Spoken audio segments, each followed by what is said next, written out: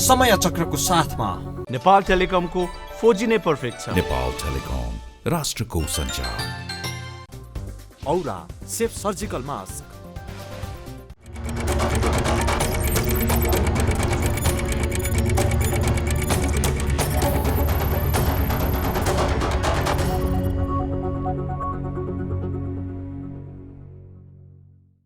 इमानदार, मेहनती र देशभक्तहरूलाई सम्मान गर्दै व्यथिति, भ्रष्टाचार र अन्याय विरुद्ध हाम्रो निगरानी, यो हो टेलिभिजनको समय चक्रमा यहाँलाई हार्दिक स्वागत छ। दर्शकवृन्द, म विक्रम श्रेष्ठ। दर्शकवृन्द, उखुको मूल्य नपाउँदा कृषि विकास बैंकबाट लिएको ऋण तिर्न नसकेका गगनदेव राय यादवका लागि नेपालीहरूले नै चन्दा उठाएर उनको लिलामीमा चढिसकेको जमिन रोकेर उदार मन देखाएका छन्। उखुको मूल्य पाऊ भनेर माइती घर मण्डलमा आन्दोलन गर्न आएका किसानको ठाउँ अब सत्तारूढ दलकै नेताले लिएका छन्। नेताहरू पनि अब सडक आन्दोलनमा उत्रिएका छन्। दर्शकवृन्द, किसान आफ्नो फसलका लागि सडकमा छन्, नेताहरू प्रधानमन्त्री पद चाहियो भन्ने माग गर्दै आन्दोलनमा छन्। नेताहरूले उखु किसानलाई न्याय गरिदेलान् कि भन्ने झिनो आशा थियो, तर उनीहरू स्वयं प्रधानमन्त्री मन्त्री सत्ता नपाएर अन्यायमा परेछन्। जनताका लागि न्याय गर्छु भन्नेले निर्वाचन गर्छु भन्न थालेका छन्। जनताकै लागि हतियार उठाएको भन्नेहरू अहिले सत्ता सम्पत्ति नभई हामी अघि बढ्न सक्दैनौँ भनिरहेका छन्। राजनीति गरेर कुनै दिन फुर्सद भएछ भने सोच्लान् नेताहरूले गरिब किसान मजदुरका लागि पनि केही कुरा। अहिले त नेताहरूको विवाद सम्पत्तिमा हुन थालेको छ। दर्शकवृन्द, यो रिपोर्ट हेरौँ।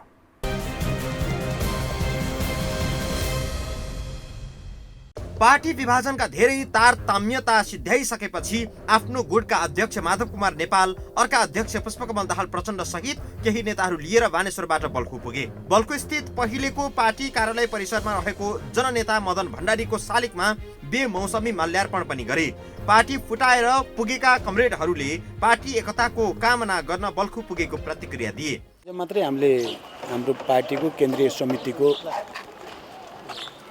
बैठक सम्पन्न गर्यौं र बैठक सफलतापूर्वक सम्पन्न गरेको र फेरि पनि कम्युनिस्टहरूको एकताको ऐतिहासिक आवश्यकताबारे पनि हामीले प्रस्ताव पारित गरेको सन्दर्भमा यो बल्खु स्थित हाम्रो पहिलाको पार्टी कार्यालय जहाँ कमरेड मदन भण्डारीको शालिग छ त्यहाँ माल्यार्पण गर्ने र एउटा सन्देश देशभरि फेरि पनि कम्युनिस्टहरूको सच्चा कम्युनिस्टहरूको एकता आवश्यक छ भन्ने सन्देश दिने उद्देश्य हो। खासमा प्रचण्ड सहित पूर्व एमालेका नेताहरू त्यहाँ पुग्नुको एकमात्रै उद्देश्य पार्टीको नाममा रहेको सम्पत्तिमाथिको दाबी सार्वजनिक गर्नु थियो। पूर्व एमाले र पूर्व माओवादीको चल अचल सम्पत्ति करिब 3 खर्ब बराबरको छ।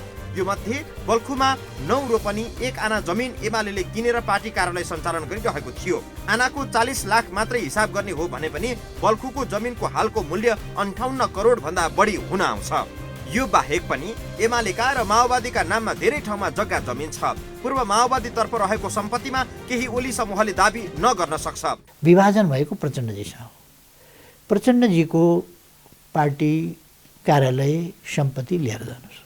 पेरिस डाँडामा यहाँको हक दाबी रहनेछ। म गर्दिन त्यो। तर पूर्व एमालेमा रहेका सम्पत्तिमा ओली समूहले स्वाभाविक रूपमा दाबी गर्नेछ।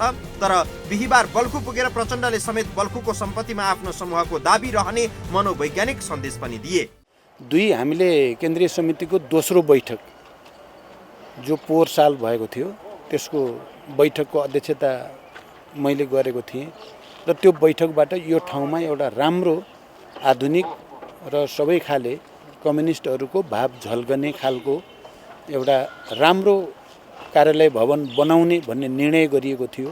त्यो निर्णयलाई स्मरण गर्नको लागि पनि अहिले फेरि तेस्रो केन्द्रीय समितिको यो बैठकपछि हामी आएका छौँ। पूर्व एमालेको उपत्यकामा मात्रै पनि 3 ठाउँमा भवन र जमिन छ। ललितपुरमा रहेको तुलसीलाल स्मृति प्रतिष्ठान, रानीबारीमा रहेको पुष्पलाल प्रतिष्ठान आदिको मूल्याङ्कन करोडौंमा हुन्छ। नेपालगञ्ज, दाङ, बुटवल, जनकपुर, विराटनगरमा त राम्रो ठाउँमा घर र भवन पार्टीको नाममा छ।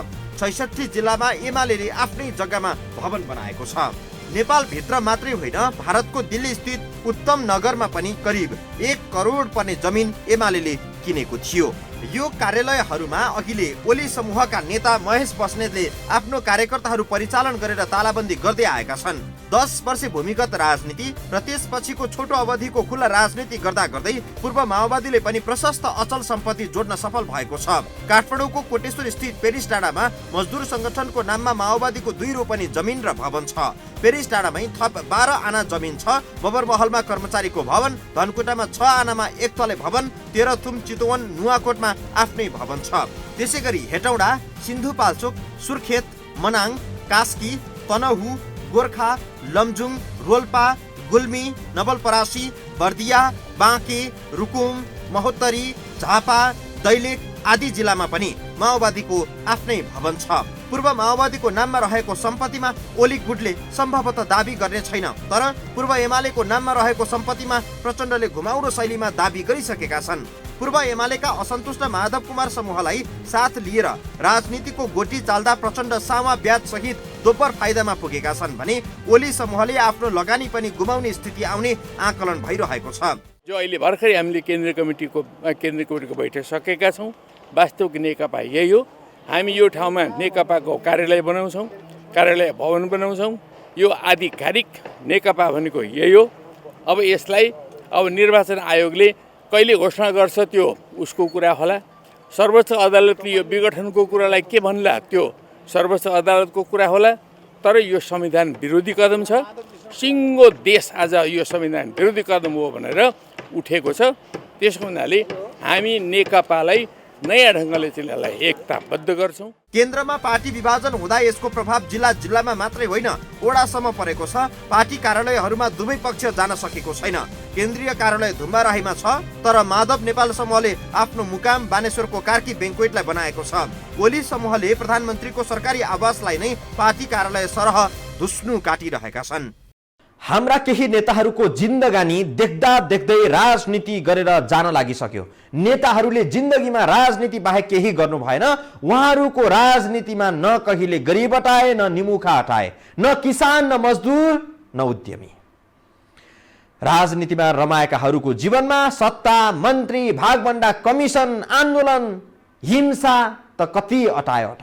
नेताहरूले यस्तो राजनीति गरिदिए जसमा दिन दुखीका आँसु पुस्ने कुनै वाद, नीति, सिद्धान्त अटाउन सकेनन्। तर धनाढ्यहरूका लागि नीति नै फेरिने सिद्धान्त चाहिँ हुँदो रहेछ। फेरि अचम्म लाग्दो कुरा। थप प्रसङ्गसहित हामी जोडिनेछौँ दर्शकवृन्द यो ब्रेकपछि।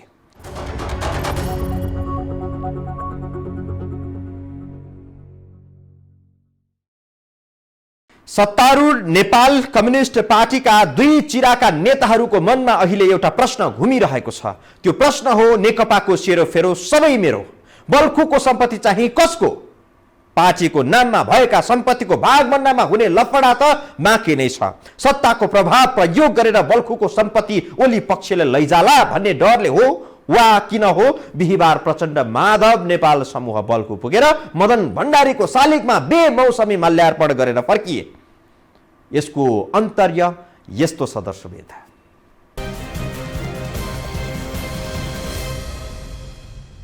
पुष 5 यता प्रत्येक दिन सत्तारूढ नेपाल कम्युनिस्ट पार्टी नेकपा विभाजन भएपछि एकपछि अर्का बलिया आधारहरू सतहमा आइरहेका छन्। फरक फरक नेतृत्व, फरक फरक केन्द्रीय समिति, मूलधार पार्टीको नाम, चुनाव चिन्ह आदिमा समान दाबी भइरहेका छन्। चुनावलाई ध्यानमा राखेर तत्कालीन नेकपा माओवादी केन्द्रका अध्यक्ष पुष्पकमल दाहाल प्रचण्डले तत्कालीन नेकपा एमालेसँग पार्टी एकताको प्रक्रिया अघि बढाएका थिए। एमालेका नेताहरू पनि अध्यक्ष दाहालको प्रस्ताव मानेर पार्टी एकीकरणमा सहमत भए। त्यो सहमतिले नेकपालाई देशको ठूलो दल मात्रै बनाएन, संसदमा झण्डै 2/3 बेजोड समर्थन पनि दिलाइदियो। भनेपछि दुईटा मिल्दाखेरिको अवस्थामा त धेरै सिट जित्न सकिन्छ भन्ने उनीहरूको विश्वासका साथ उनीहरू चुनाव लडे। तर एक्लै अर्कालाई विश्वास गरेर होइन। एउटा पार्टी नेकपा एमाले माओवादीलाई वा माओवादीले एमालेलाई विश्वास गरेर लडे होइन।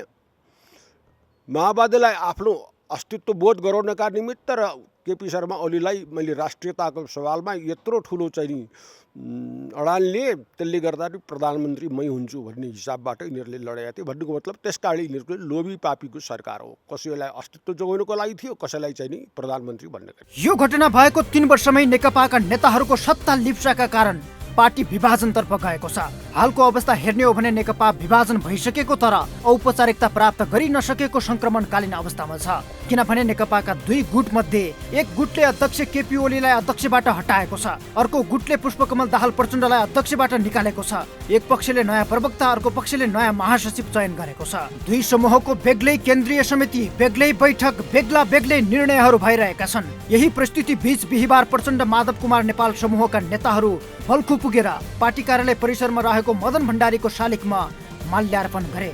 पुस 9 गते बिहीबार मदन भण्डारीको जन्मदिन होइन, उनको निधन भएको सन्दर्भ वा स्मृति दिवस पनि होइन, न त पुस 9 मा नेपाल कम्युनिस्ट पार्टीको स्थापना दिवस आदि केही पनि होइन। तर पनि बेमौसमी माला मदन भण्डारीको शालिगमा नेताहरूले पहिराउँदै भने कम्युनिस्ट एकताको सन्देश दिन आज हामी यहाँ आएका हौँ। अब अहिले कमरेड माधव नेपाल जो लामो समयसम्म यही ठाउँको पार्टी कार्यालयमा महासचिवको त्यति बेला हैसियतले एमालेमा नेतृत्व गर्नुभयो। अहिलेको बैठकले उहाँलाई अध्यक्षमा निर्वाचित गरेको सन्दर्भ पनि योसँग जोडिएको छ र हामीले दिने सन्देश भनेको के हो भने देशमा कहीँ न कहीँ यो संसद जो अप्राकृतिक र असंवैधानिक तरिकाले विघटन गरियो, यो लोकतन्त्रका विरुद्ध, गणतन्त्रका विरुद्ध र अहिलेसम्म कम्युनिस्टहरूले प्राप्त गरेका उपलब्धिका विरुद्ध एउटा षड्यन्त्रको रूपमा छ र यसलाई हामी सफल हुन दिन्नौँ भन्ने कुरा पनि हामीले पारित गरेका छौँ, प्रस्तावहरू पारित गरेका छौँ। यहाँ आएर पनि हामी फेरि त्यो सङ्कल्प दोहोऱ्याउन चाहेको पनि। 5 दिन यताका सबै घटनाक्रम छताछुल्ल छन्। पार्टी विभाजन, संसद विघटन आदि घटनामा कुनै एक पक्ष मात्रै दोषी छैन। मिलेर सुशासन कायम राख्नुको सट्टा आफ्नै पार्टीको सरकार ढाल्न अविश्वासको प्रस्ताव दर्ता गर्नेहरू, अविश्वासको प्रस्ताव सामना गर्नुभन्दा संसद नै विघटन गरिदिनेहरू सबै राजनैतिक अस्थिरताका कारक हुन्। नेपाली राजनीतिको यो पछिल्लो घटनाक्रममा कुनै नेतालाई नायक र कुनैलाई खलनायक मानियो भने त्यो गलत मात्रै हुनेछ। अब कालखण्डमा यिनीहरूले आदि कार्यकाल प्रधानमन्त्री हुने भनेर सम्झौता गरे। सम्झौता भएपछि एउटालाई प्रधानमन्त्री लिन हतारो थियो, अर्कोलाई प्रधानमन्त्री पद नछोड्नका लागि उनी चाहिँ नि अड्डी लिएर बसेका थिए। कुरो समस्या चुरो कुरो तीबाट आउँछ। पार्टी विभाजनका रहल पहल काम सकेर बल्कु पुगेको नेताहरूले मदन भण्डारीको शालिगमा माला लगाइदिएर कम्युनिस्ट एकताको कामना गरे। एकता, मिलन, मेलमिलाप जस्ता शब्दहरू सुन्दा त सुन्दर लाग्छन्, तर बोली र व्यवहारमा आन तान फरक पार्दा दृश्य अस्वाभाविक बनिदिँदो रहेछ।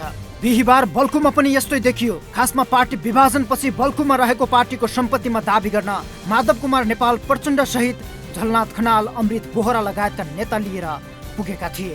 यो कार्यलाई सुविधाजनक रूपमा अर्थ्याउन मदन भण्डारीको शालिगमा माल्यार्पण गर्ने र एकताको कामना आदि गरिएको थियो। पार्टी फुटाएपछि कम्युनिस्ट एकताको कामना, शिकार निलेपछि गोहीको आँखामा देखिने आँसु जस्तो त भएन कतै। जनताले 5 वर्ष शासन गर्नु, संसदमा बसेर राम्रो राम्रो नीतिहरू बनाउनु, ऐन कानुन बनाउनु भनेर जिताएर पठाएका थिए। शुक्रबार बिहानै केही नेताहरू टाई सुट लगाएर सडकमा धर्ना पनि बस्न पुगेछन्। दर्शकवृन्द, संसदमा जानु भनेर जनताले त पठाए, तर नेताहरू सडकमा पुगे।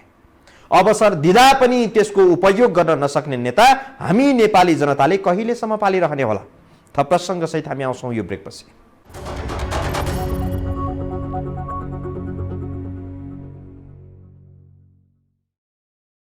देश बिगार्ने नेता अनि सतीले सरापेको देश यस्तै त हो नि भनेर सतीमाथि दोष थोपर्ने तपाईँ हामी। सतीको शराब लागेको भए त देशका भस्मासुरहरू पहिले भस्म हुन्थे। देशमा भस्मासुर छन्, नागहरू छन्, विष वृक्षहरू छन्। यस्ता कति छन् कति हामीले त चिनेका थिएनौँ, नेताहरूले नै चिनाइदिएका छन्। नेताकै कुरा पत्याउने हो भने कहिले भस्मासुरको पालो, कहिले नागहरूको, कहिले विष वृक्षको। आलो पालो पनि को बीच भइरहेको छ त। यो आलो पालोमा खटपट हुँदा सम्पत्तिको विवाद मात्रै होइन, झडपतिर पनि देश जाला कि भन्ने चिन्ता थपिन थालेको छ। दर्शकवृन्द, यो रिपोर्ट हेरौँ।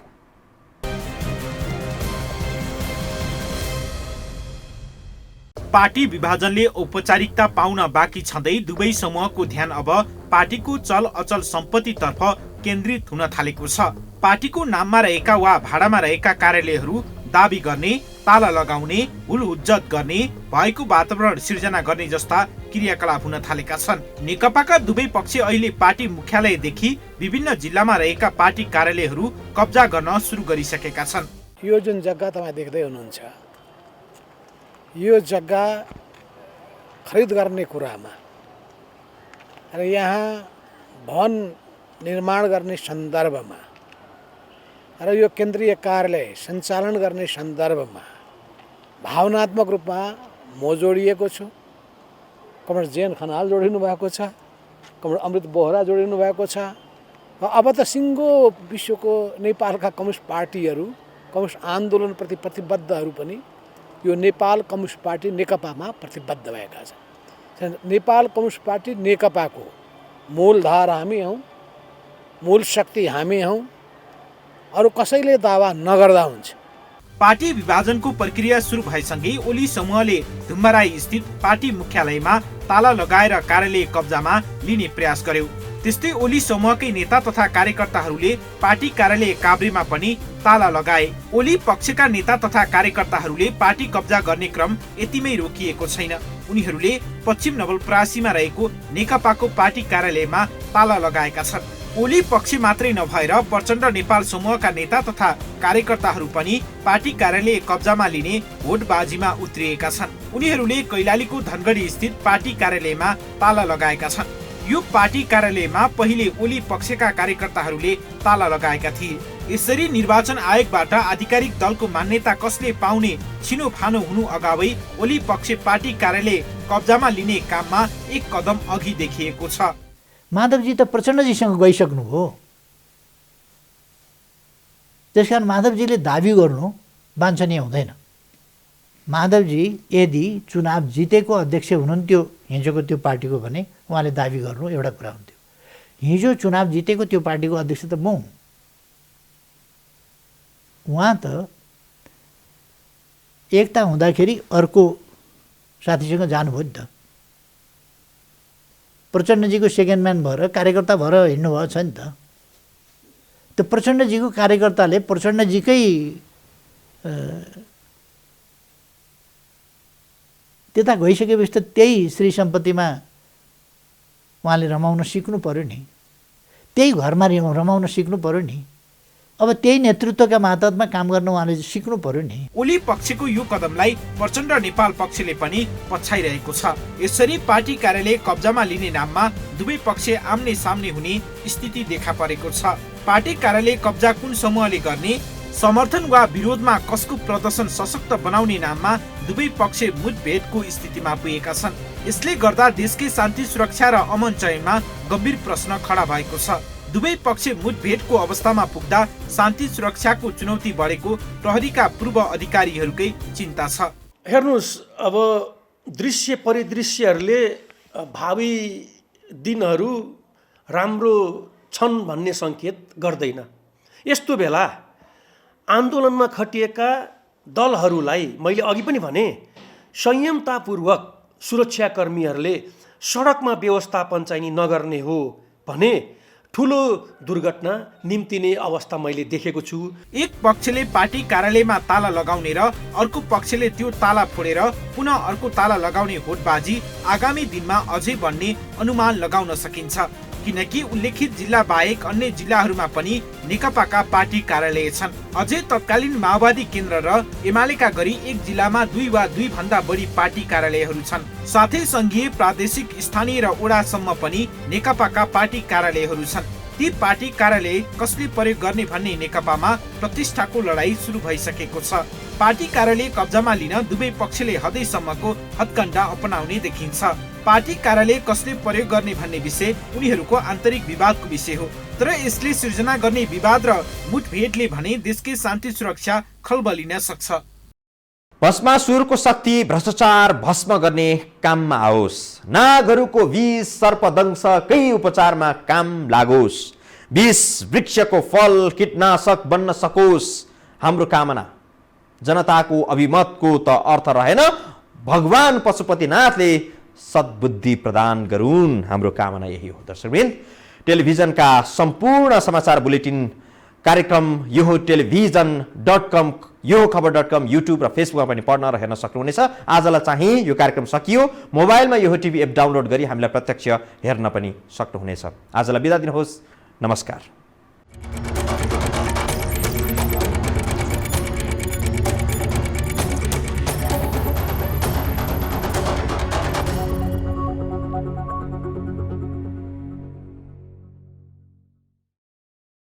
समय चक्रको साथमा नेपाल टेलिकमको 4G नै पर्फेक्ट छ। नेपाल टेलिकम, राष्ट्रको सञ्चार। औरा सेफ सर्जिकल मास्क